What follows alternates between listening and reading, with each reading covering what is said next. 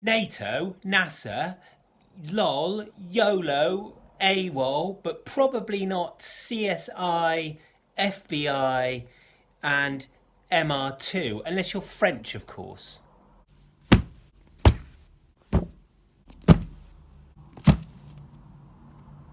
Acronyms are everywhere, but what the bloody are they? The definition for what makes an acronym is actually quite fuzzy, so let me try to explain.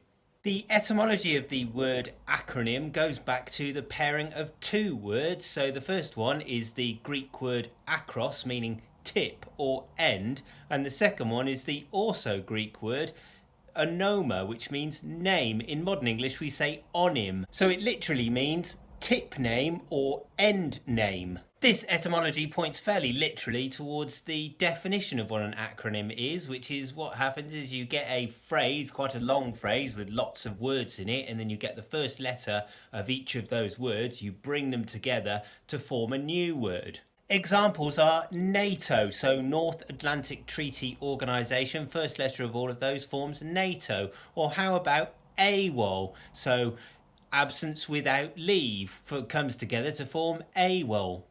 AWOL. Why am I saying that weird? Also, did you know that SCUBA is an acronym? It's not actually a word. Well, it is a word, but it's also an acronym. It stands for self-contained underwater breathing apparatus. Got there in the end?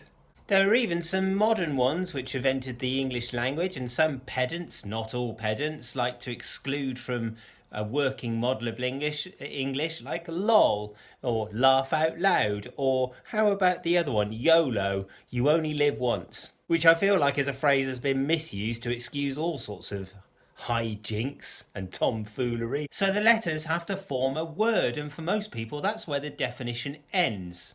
But I'm not here to give you some easy answers, and language isn't going to give you an easy ride either. So what am I talking about? Well, as I've just said, the strictest definition says that the letters should form a word which is pronounceable. So FBI, Federal Bureau of Investigation, or CPS, Crime Prosecution Service, or ADHD, which is Attention Deficit Disorder, wouldn't figure as acronyms. FUBC, and see, they're not words. These, in the strictest sense, are called initialisms. So what we've done is, well, as before with the acronym, is that we've taken the initials of the first letter of the whole phrase, and then we've pushed them together to make a series of letters which don't necessarily make a word, so we have to call them initialisms. Here's the thing though, I'd never heard of the word initialism, and I don't think, well, probably most of you haven't heard of it either, unless you're an English student or a particularly diligent human being.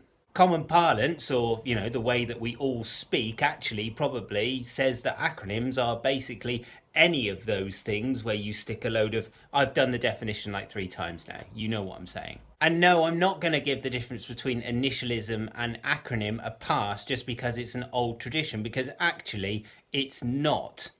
Etymology.com credits the etymology, or the first formation of this word, of the word acronym, 1943, which is actually really recent. Most sources say that acronyms were actually exceptionally rare before the 20th century, and certainly they didn't have a name.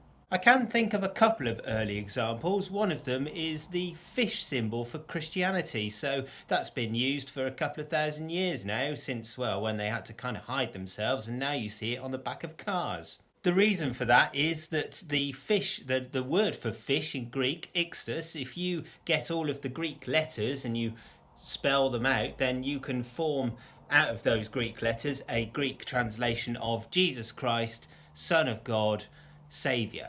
Another one is also Christian, so you may have noticed on either pictures or inscriptions of Jesus Christ on his cross, there's always a little sign right at the top of the cross which says INRI, INRI. That is a Latin acronym, and it means Jesus the Nazarene, King of the Jews. There are some more, but not much. Today we're drowning in acronyms, and do you know what? Most of them don't actually go with the definition of acronym in the strictest sense.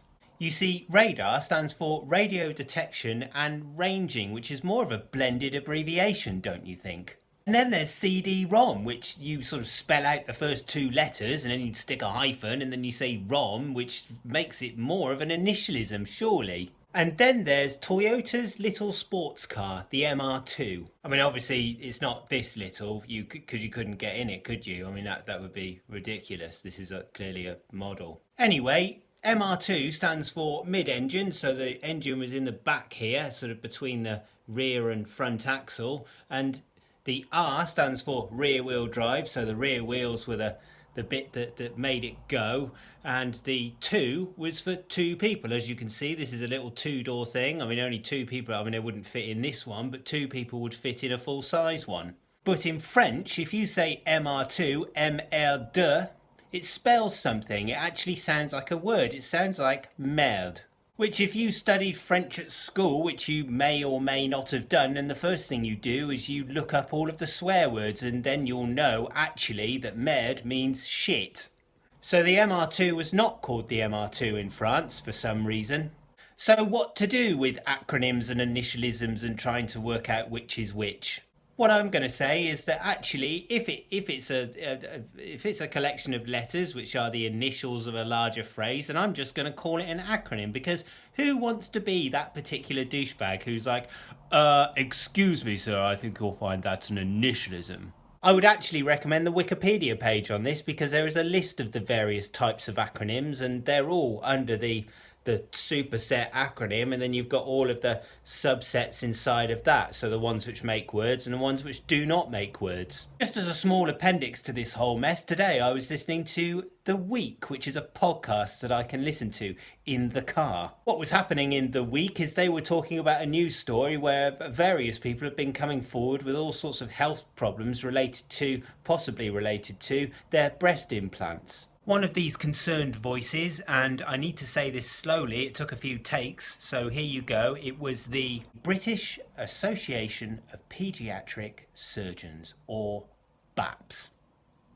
BAPS. The universe is a brilliant and wonderful and terrible place. If you've been watching this on Instagram, then you can go and find my own channel under Puzzle Writer on YouTube. You should go and do that, and do it and subscribe, and maybe click the bell icon or whatever it is that you're meant to do. I don't really care, to be honest. It would be nice to have you on board. And if you're watching this on YouTube, then go over to Instagram. Sometimes I might post about something which is vaguely interesting that might pique your interest. Oh, pique. I don't actually know what that really means. Maybe I should do a word video on that. Either way, take care of yourselves.